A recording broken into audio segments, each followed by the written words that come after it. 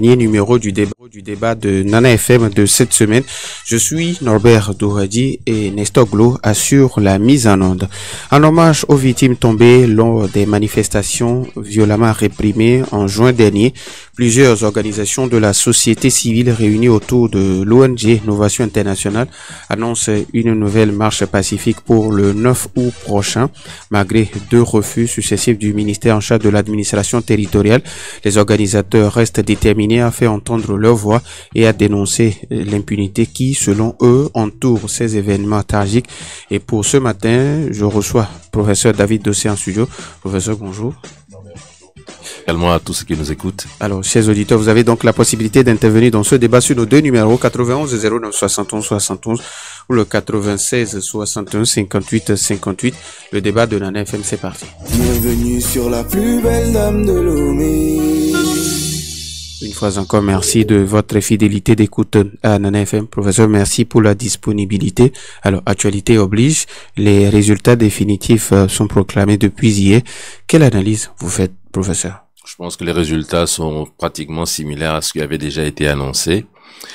Et cela témoigne encore une fois que malheureusement au Togo, la démocratie, le respect de la volonté des citoyens à travers les bulletins de vote, tout cela n'est qu'un leurre malheureusement, et que le régime au pouvoir veut encore à chaque fois se tailler la part du lion et est prêt à user de toutes sortes de stratégies, de stratagèmes, j'allais dire, pour justement avoir cette part du lion aussi bien pour les municipales que pour les législatives, que pour les sénatoriales, etc., etc. Donc, malheureusement, les résultats ne reflètent pas la volonté du peuple togolais. Mais le plus important, je crois que c'est que à cette étape de la lutte du peuple togolais pour sa liberté, pour sa libération, il faut que nous allions au-delà des élections municipales. Il y a des enjeux tellement plus importants qui nous attendent aujourd'hui.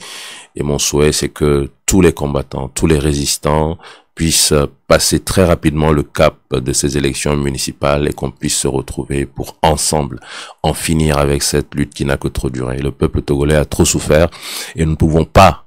Je reprends l'expression qu'un grand activiste, je vais pas citer son nom, qui était passé dans mon bureau avec qui j'ai eu une discussion très intéressante, il m'a dit, nous ne pouvons pas léguer cette bataille à nos enfants. Et je crois que c'est vrai. C'est à nous d'en finir et il faut en finir rapidement. Je me vois mal en train de rester dans un tel système et de laisser ensuite de passer le témoin à mes enfants, à mes petits-enfants pour poursuivre la lutte. C'est à nous de le faire.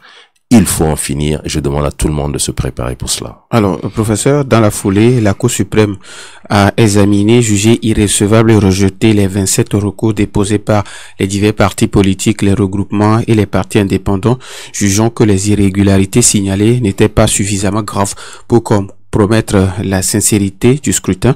Je ne sais pas si vous faites la même lecture. Bien sûr, nous savons tous qu'au Togo, malheureusement, le secteur de la justice, avec la Cour suprême, la Cour constitutionnelle, ce sont malheureusement des institutions qui n'ont jamais fait qui n'ont jamais apporté la preuve de leur indépendance et de leur autonomie. On a le sentiment, et c'est certainement la réalité, que ces institutions sont malheureusement assujetties à l'exécutif. Et donc, je pense que ça n'étonne personne. Sincèrement, un Togolais qui connaît son pays ne dira jamais qu'il a été étonné par cette sortie de la Cour suprême. Voilà. Alors, professeur, visiblement, vous tenez à rendre cet hommage. Nous revenons maintenant au sujet qui nous réunit ce matin. Vous tenez à rendre cet hommage à ces Togolais qui ont perdu la vie dans les manifestations de juin dernier malgré les interdictions. Mais bien sûr, vous savez, peut-être que certains avaient imaginé que à force d'interdire et sur des arguments totalement fallacieux, la société civile allait se mobiliser, les citoyens allaient la société civile allait se démobiliser, les citoyens allaient se démobiliser et le peuple allait passer à autre chose et oublier les victimes qui sont tombées lors des manifestations des 26, 27 et 28. Nous avons déjà prôné la désobéissance et il faut comprendre ce que nous entendons par désobéissance et nous sommes en pleine désobéissance civile, ce qui signifie que c'est un état d'esprit. C'est un état d'esprit et en même temps nous prônons la non-violence. Mais cet état d'esprit signifie que c'est un état d'esprit de résistant, de résilience Et c'est dans ça que nous sommes. Supposons que même pour le 9, ils sortent encore pour dire qu'ils interdisent et qu'ils trouvent d'autres arguments fallacieux, parce que lorsque le ministre Agnovi s'était retrouvé sur les plateaux de TV5 Monde, par exemple, et qu'on lui a posé la question, nous avons vu tous sa réponse qui était lamentable pour un ministre des droits de l'homme. Et donc, on peut s'attendre encore à ce que dans une dictature, on puisse inventer une autre raison totalement fallacieuse pour empêcher la société civile à travers Novation Internationale de rendre cet hommage. Mais cela ne va pas entamer notre résistance et notre résilience. Nous tenons à le faire et nous le ferons quoi qu'il en soit. Quoi qu'il en soit. Alors, quel sera le message que vous souhaitez adresser à travers cette mobilisation, ou bien il suffit juste de rendre hommage et puis c'est fini? Mais il est d'abord important de rendre hommage, parce que quand vous voyez les familles, quand vous les rencontrez, les familles de victimes, je veux dire, quand vous connaissez l'histoire de ces enfants, il est important pour l'ensemble de la nation de s'arrêter et de faire comprendre aux familles endeuillées que nous tous, nous portons le même deuil. C'est important que les familles ne se sentent pas seules, que les familles ressentent de la solidarité, de la compassion venant d'une nation. Je pense que c'est comme ça dans la race humaine. Quand vous voyez dans tous les pays, lorsqu'il y a des décès, lorsqu'il y a des gens qui tombent, en tant qu'être humain, on s'arrête d'abord et on se recueille. On est dans l'émotion, nous ne sommes pas des animaux. C'est ce qui nous différencie des animaux. Et donc, je crois que c'est important. Ensuite, bien sûr, une fois qu'on a fait cela, il faut dire, mais pourquoi est-ce que c'est arrivé et comment faire pour que ça n'arrive plus jamais? Et nous savons tous que la violence d'État est à l'origine de cette situation. Et vous verrez que Novation Internationale, sur l'affiche, et même, je crois, sur la note, dans la note dans la note d'information adressée à l'administration, a bien dit stop à la violence. Nous prenons la non-violence et nous pensons qu'il est important que dans une nation que l'on veut construire, lorsqu'on veut construire une cohésion, une vraie cohésion sociale, on ne peut pas se taper dessus. Nous sommes tous des enfants du même pays. Nous devons être en mesure de discuter, quels que soient les problèmes. Et donc, nous voulons encore revenir sur la notion de violence, sur la notion d'impunité et sur des miliciens que l'on sort à tour de bras pour frapper des citoyens en leur promettant qu'ensuite ils peuvent rentrer chez eux et que personne ne viendra les importuner et que le ministre des droits de l'homme lui dira qu'il ne les a jamais vus, alors que tout le monde est conscient de l'existence de ce fléau. Le chef de l'État lui-même l'a reconnu à mots couverts il y a quelques années. Le département américain s'était également offusqué de cette situation. Les citoyens l'ont vécu. Voilà, c'est quelque chose de totalement anormal, totalement inacceptable, et il faut que nous puissions en discuter en tant que citoyens, parce que nous sommes concernés, et voir comment est-ce que nous pouvons faire pour que cela ne se renouvelle plus jamais dans ce pays. Alors, et si le ministère en charge de l'administration interdisait encore cette fois-ci la marche, vous allez encore reprogrammer une nouvelle date? Je ne sais pas, puisque à chaque fois qu'il y a une interdiction, nous nous retrouvons, nous discutons, et c'est ensuite de façon collégiale que nous prenons une décision. Une chose est certaine, c'est qu'à force d'interdire, eux-mêmes démontrent qu'il ne sert plus à rien de demander. Eux-mêmes démontrent qu'il vaut mieux passer à des manifestations spontanées, parce que lorsque vous demandez, nous allons toujours trouver des arguments fallacieux pour interdire, donc il ne sert plus à rien de demander. Mais comme je l'ai dit, c'est lorsque nous allons nous retrouver entre OSC que nous allons prendre une décision. Il est possible que certains finissent par avoir la majorité et décider de passer en force. Il est possible que certains disent non, on attend, on redemande. C'est la désobéissance, c'est la résistance, c'est la résilience. Continuons à sensibiliser et le jour où ils ouvriront la porte, ils seront obligés de la maintenir ouverte définitivement. Et il est possible que certains, comme cela est en train de se discuter entre OSC, décident de passer à carrément un autre plan C qui, de mon point de vue, ne rend pas service au pouvoir togolais.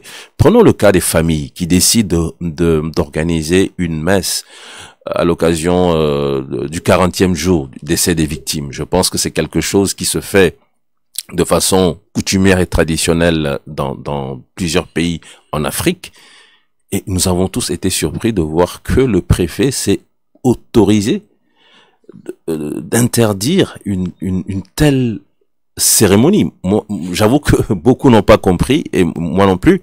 Et ça a fait que nous avons aussitôt pris attache avec Tournons la page Bénin. Nous avons dit, mais écoutez, vous avez des frères béninois qui sont tombés. Voilà ce qui se passe. Les familles ont voulu ensemble communier et organiser une cérémonie à l'occasion du 40e jour de décès. Et voilà ce que le préfet a osé dire. C'est incroyable, bien sûr, mais c'est la réalité au Togo. Est-ce que on ne pourrait pas plutôt délocaliser cette cérémonie? On peut discuter avec les familles et si vous le voulez, on fera quelque chose de grandiose au Bénin parce que je suis convaincu qu'au Bénin, ce ne sera pas interdit.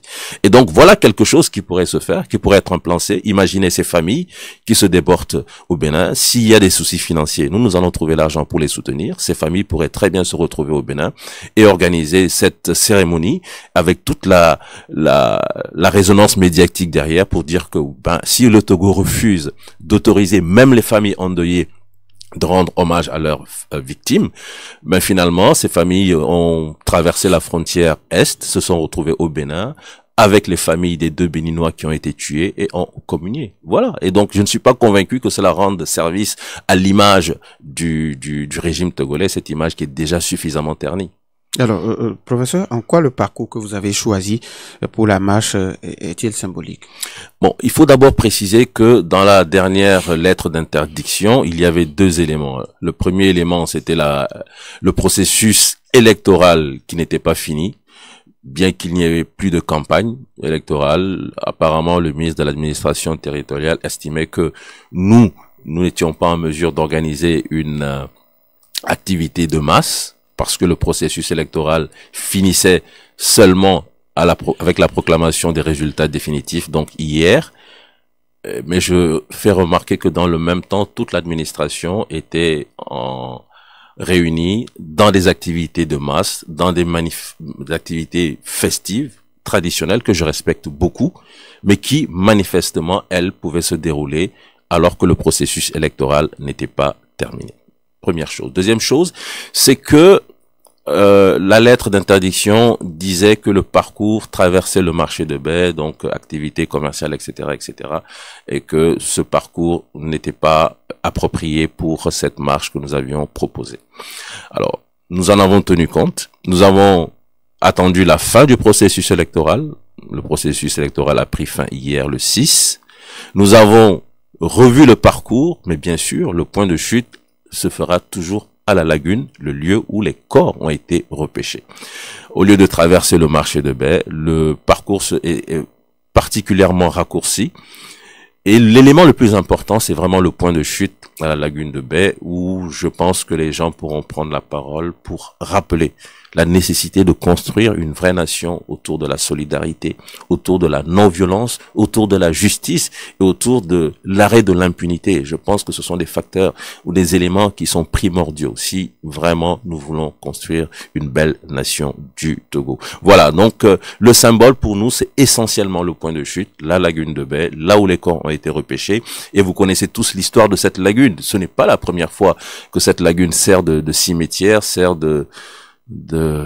d'endroits où malheureusement la violence d'État se manifeste dans sa façon la plus horrible. Et il faut que ça cesse. Il ne faut plus qu'on puisse encore une fois un jour nous dire qu'on a repêché des corps dans la lagune parce que des militaires, parce que des miliciens, parce que l'État a voulu imposer son point de vue à des citoyens. Alors, professeur, quel est l'état d'âme aujourd'hui des familles de ces victimes? Une chose est certaine, c'est que vous en avez qui sont vraiment courageux, qui se relèvent après avoir été vraiment anéantis. Quand vous voyez un père de famille qui vous dit que c'est son seul fils qui est là étendu sans vie et que tout son espoir était dans cet enfant qui est là et qui ne va plus jamais se relever, c'est dur.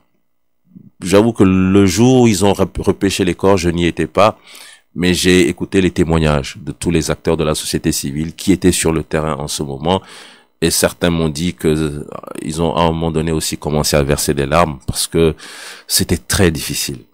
Mais en même temps, vous voyez ces personnes, parce que on essaie quand même de les entourer.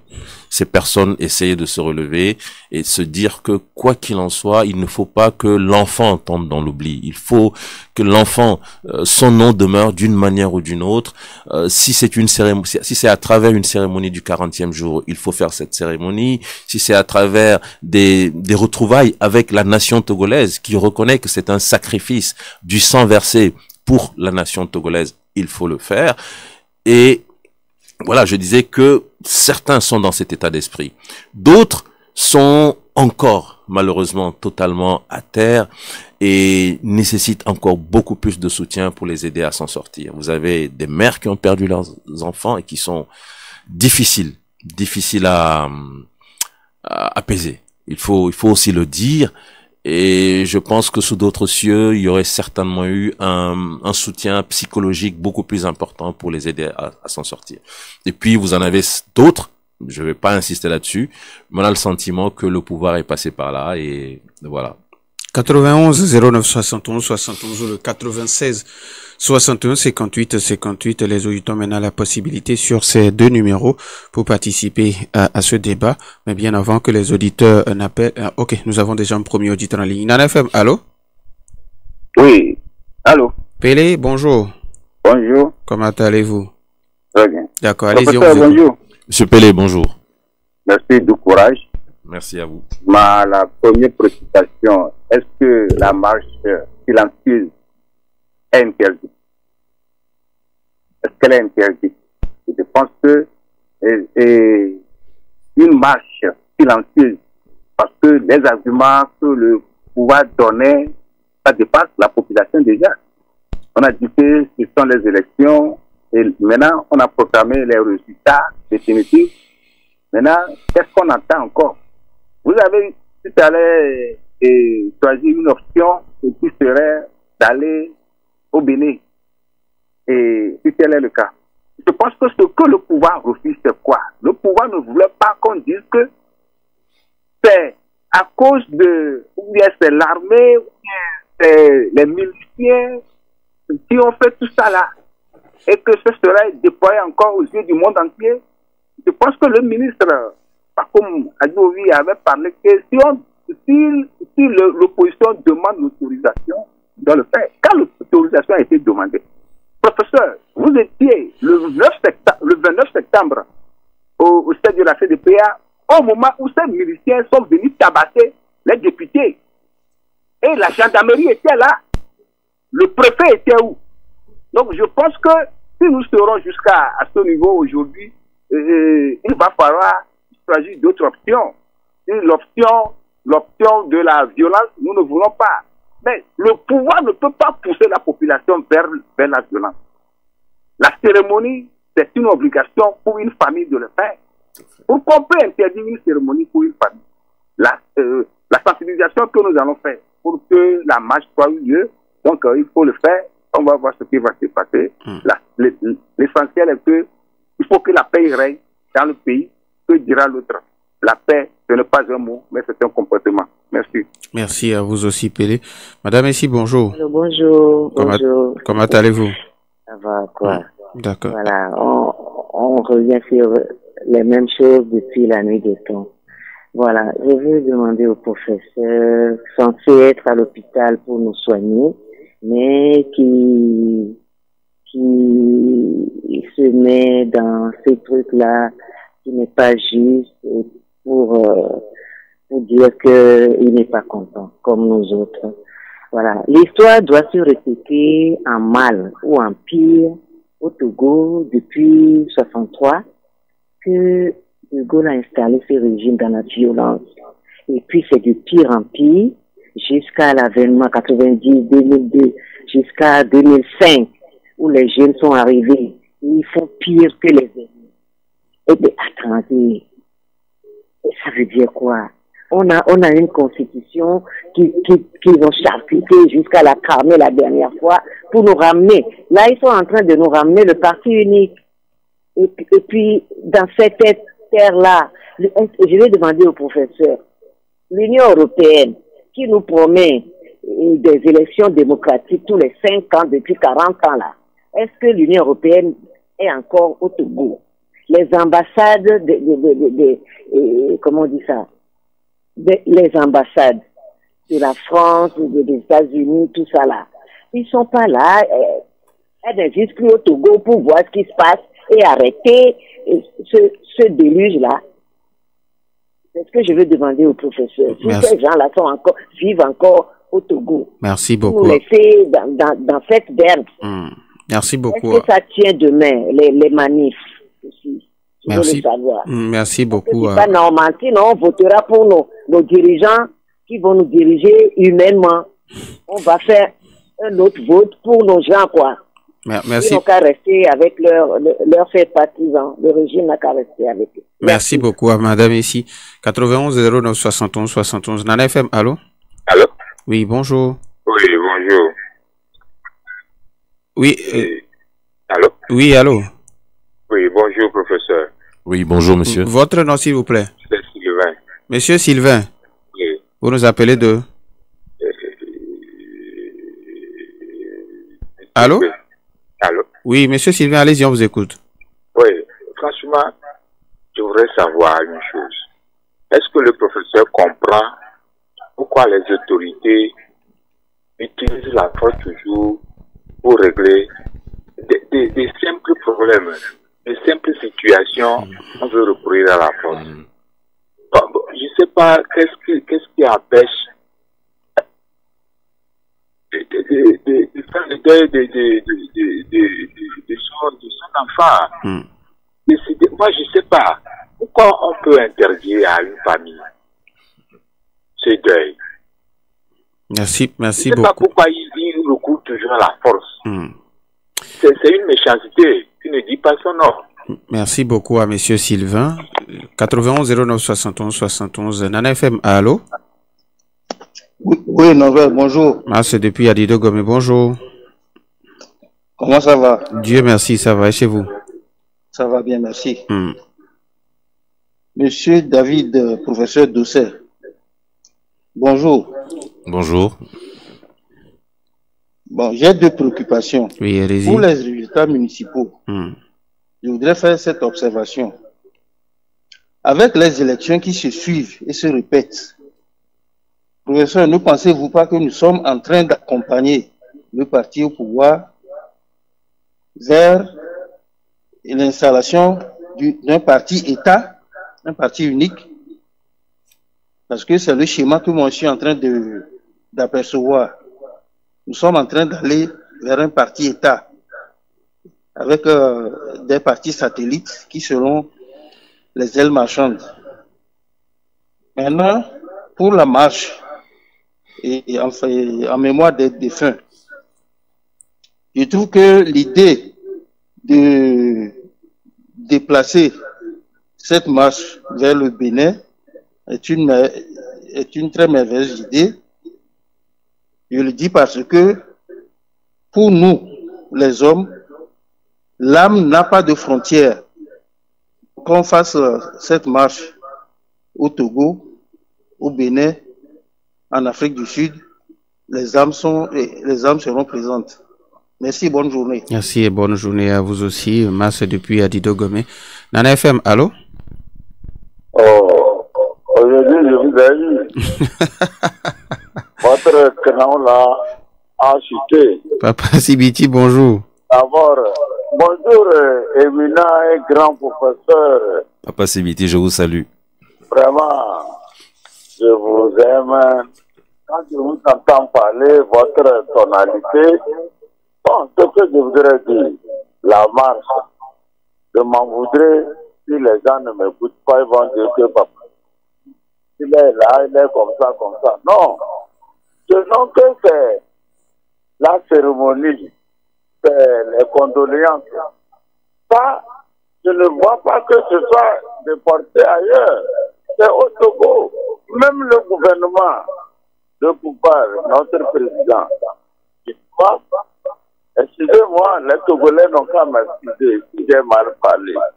Ils doivent s'entendre avec vous et organiser ces cérémonies-là. S'il faut que le drapeau soit en berne ou bien comment, excusez-moi, le pouvoir, si j'ai mal parlé, c'est le palais d'un sage. Et vous allez vous réunir, même si il y a tout, le gouvernement, le pouvoir, et vous ne vous entendez pas devant les décès, tout le monde doit apporter. Vous avez parlé des parents qui sont vraiment tristes. Le gouvernement aussi compatit. Est-ce qu'aujourd'hui le pouvoir ne compatit pas au décès de ces enfants-là? Professeur, excusez-moi, répondez-moi. Est-ce que vous ne pouvez pas le faire en concordance avec le pouvoir? Merci beaucoup. Merci à vous aussi, Papa Sibiti. Nana FM, allô? Oui, allô. Bonjour. Bonjour. Bonjour. Oui, bonjour. Oui, c'est Richard. Monsieur Richard depuis Bekota. Oui. D'accord, allez-y. Bonjour, professeur. Monsieur Richard, bonjour. Ah, on se retrouve. Comment vous allez? Et vous-même? Oui, ça va. Ok.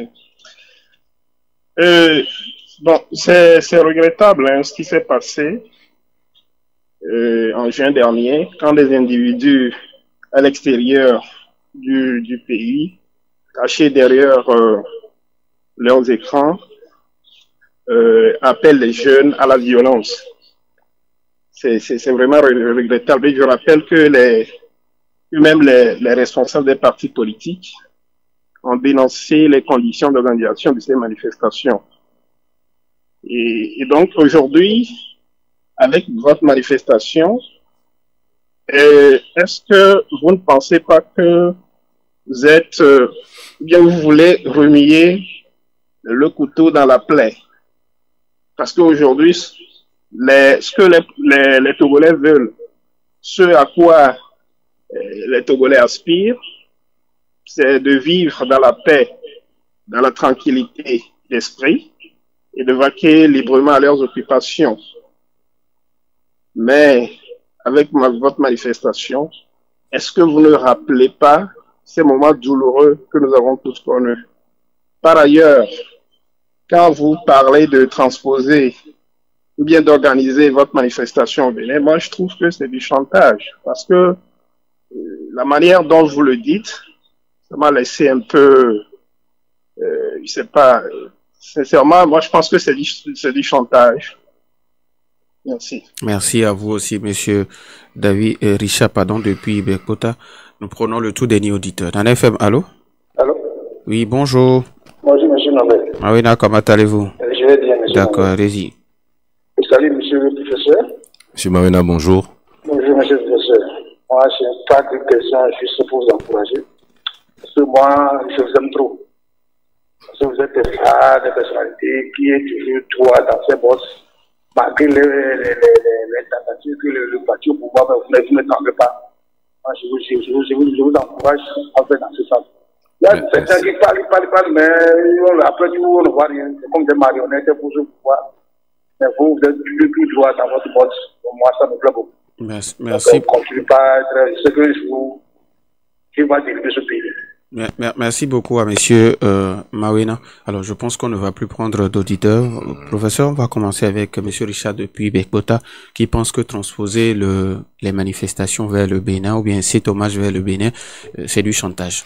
Je vais commencer d'abord par ses premiers mots. Quand il a dit « il est regrettable », je me suis dit « ah mais tiens, pour une fois, monsieur Richard sera dans l'objectivité, puisque lorsqu'il y a des gens qui tombent, on est des êtres humains, je l'ai dit, la première des choses, c'est de rendre hommage aux victimes, c'est de présenter ses condoléances, et c'est de manifester un peu de compassion à l'endroit de la famille. Et donc, quand il a dit « il est regrettable », je m'attendais à ce qu'il dise qu'il y ait des enfants qui soient morts, qu'il y ait encore des victimes dans ce pays, on n'en veut plus. Et qu'il présente ensuite ses condoléances à la famille. Mais aussitôt, qu'est-ce qui s'est passé?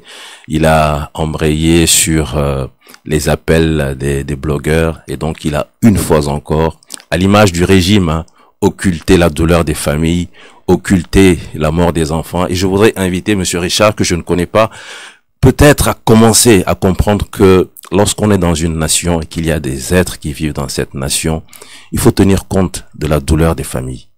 Il faut tenir compte du fait que lorsque les citoyens au mal. Il revient aux dirigeants de faire en sorte que on puisse apaiser les douleurs.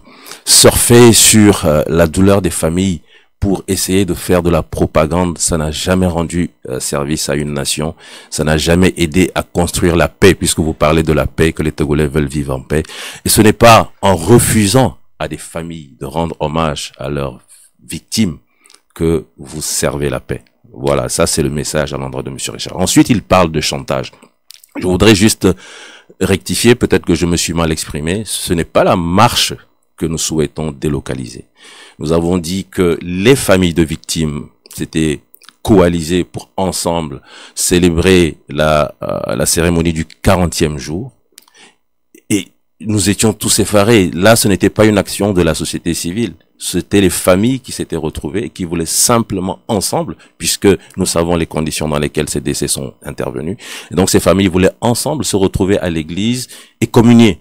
Et c'est ça qui leur a encore été interdit, Monsieur Richard. Et donc, si même une telle cérémonie, je pense que quelqu'un a posé la question, mais est-ce que ce n'est pas simplement de la méchanceté? Parce qu'on ne comprend plus.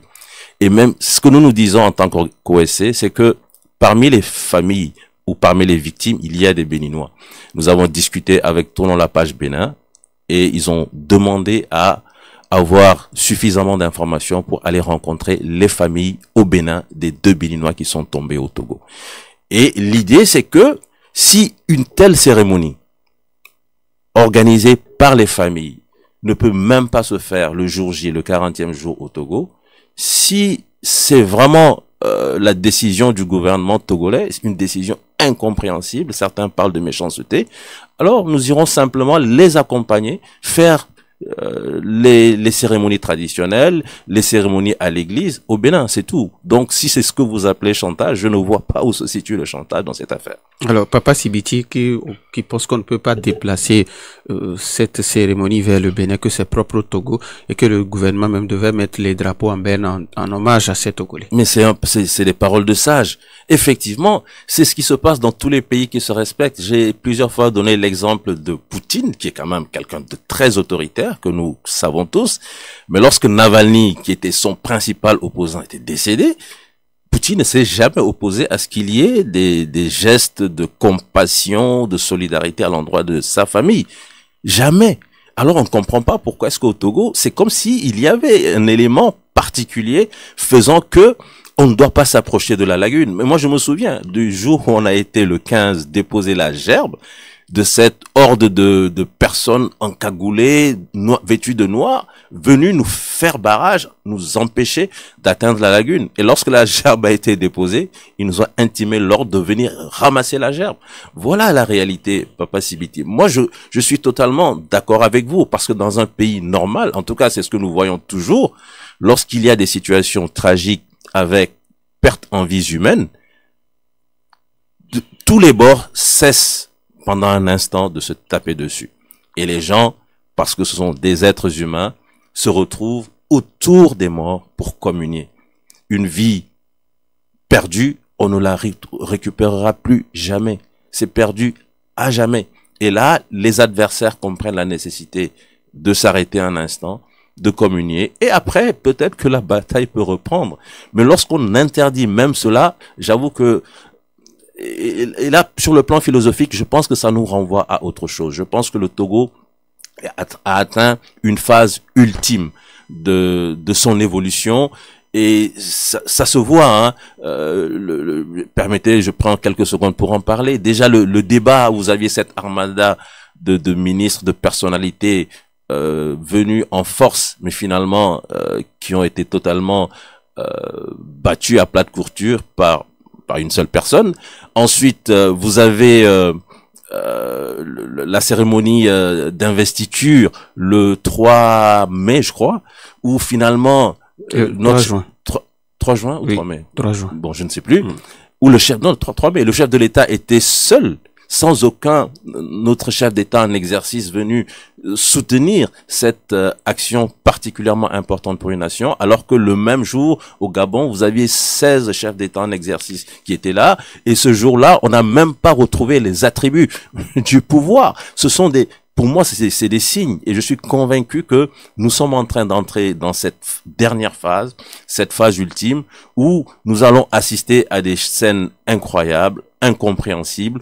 On aura l'impression que la raison a quitté le Togo.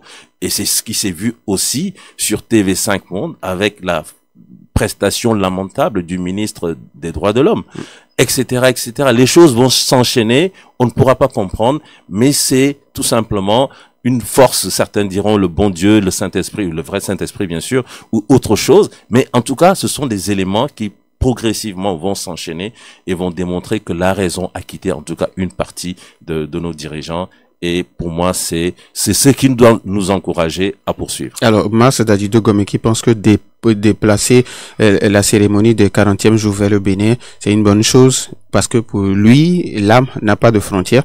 Mais c'est sa seconde préoccupation quand il parle avec les élections qui se suivent, nous sommes en train d'accompagner, ou bien les Togolais sont en train d'accompagner le pouvoir vers un parti-État. Je pense qu'on n'aura jamais le consensus sur cette question. Mais moi, je vous donne ma position personnelle. Je n'ai jamais été pour qu'on ne puisse jamais participer à des processus électoraux, même s'ils sont viciés, même s'ils sont difficiles. Parce que ça permet quand même à des personnalités de l'opposition d'avoir une certaine expérience en la matière lorsqu'il s'agit, par exemple, de gérer les affaires publiques. Et je reste convaincu qu'aujourd'hui, grâce aux élections municipales, pas celles que l'on vient de subir, hein, mais de 2019, nous avons vu des conseillers municipaux, des maires d'opposition qui savent c'est quoi un marché public, etc., etc., qui ont beaucoup plus d'expérience dans la gestion des affaires publiques.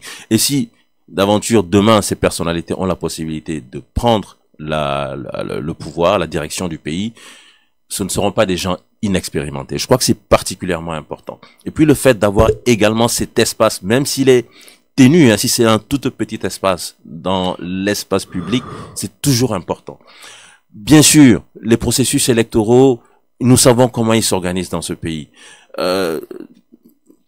Et je pense que même les partis politiques d'opposition qui y vont en sont particulièrement conscients. Mais ce que je dis, c'est qu'aujourd'hui, à l'étape où nous sommes, il faut mettre de côté ce qui s'est passé avec les municipales et entrer de façon très forte, de façon très puissante dans la résistance que nous prenons, dans la désobéissance que nous prenons, pour que cette phase où on sent que ce pouvoir est en train de déraisonner, cette phase nous permette de faire aboutir cette lutte. Alors, Madame Essi qui pense que les choses vont de mal en pis depuis 1963, mais il vous demande est-ce que l'Union européenne est toujours au Togo, qu'est-ce que les ambassades font?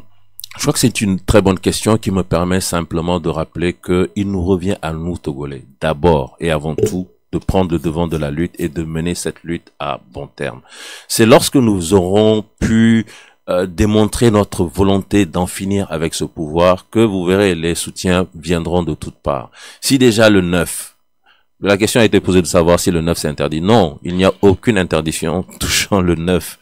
Il y avait une interdiction par rapport à la cérémonie d'hommage du 40e jour, mais pour le 9, il n'y a aucune interdiction. Donc le 9, notre leitmotiv, c'est le 9, tous unis, tous en noir. Donc je répète, le 9 samedi, tous unis, tous en noir, à 11h ce samedi 9, retrouvons-nous à Begapoto, Yesovito, pour une marche qui va nous conduire à la lagune. Si nous sommes des dizaines de milliers, 100 000, et que nous sommes très nombreux à démontrer notre volonté de changement, c'est sûr que ce ne sera pas la seule manifestation, il y aura d'autres manifestations derrière. Toujours de façon pacifique. C'est ce que nous prenons. La non-violence. Toujours de façon pacifique. Nous allons démontrer à la nation togolaise et à la face du monde entier notre volonté de changement. Alors, vous verrez, Madame Essi, les chancelleries, l'Union européenne, etc. se bouger. Mais sachez aussi que dans le même temps que nous sommes là pour parler et expliquer, dans le même temps, vous avez des missions déployées par le régime. Il y a eu une mission au Quai d'Orsay, nous l'avons appris récemment, et je crois que c'est dans la suite de cette mission qu'il y a eu ces passages sur TV5 Monde, sur France 24, et là d'ailleurs on se pose des questions en termes de stratégie. Dans le même temps, vous suspendez une chaîne internationale, un média international, vous réduisez son audience et en même temps vous envoyez des gens pour profiter de l'audience de cette chaîne parce que vous dites que cette chaîne n'a pas un traitement impartial de l'information. J'avoue que en termes de stratégie, je ne comprends pas, mais je vous assure que ça va faire partie de la suite des éléments insensés que ce pouvoir va démontrer et qui, à mon avis, ces éléments finiront par précipiter sa chute. Alors, professeur, aujourd'hui, vous savez que les Togolais ont peur.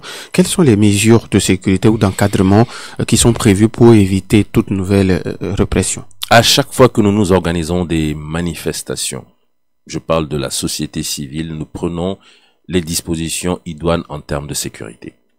Et le samedi 9, nous ne manquerons pas de mettre les moyens pour que tout autour des manifestants, tout autour des gens qui vont se déployer unis en noir pour le recueillement, pour soutenir les familles de victimes, il y ait un cordon sécuritaire suffisamment renforcé.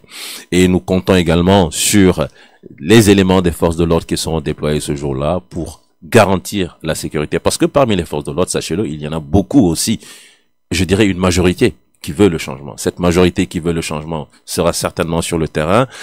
Les quelques éléments que l'on trouve qui sont totalement, je ne sais pas quel qualificatif utiliser, et que j'ai vu encore récemment, ce sont des éléments minoritaires, mais je compte sur cette majorité consciente parmi les forces de l'ordre pour aussi assurer l'encadrement et la sécurité des manifestants. Et nous allons parcourir la petite distance qui nous sépare de Begapoto à la Lagune.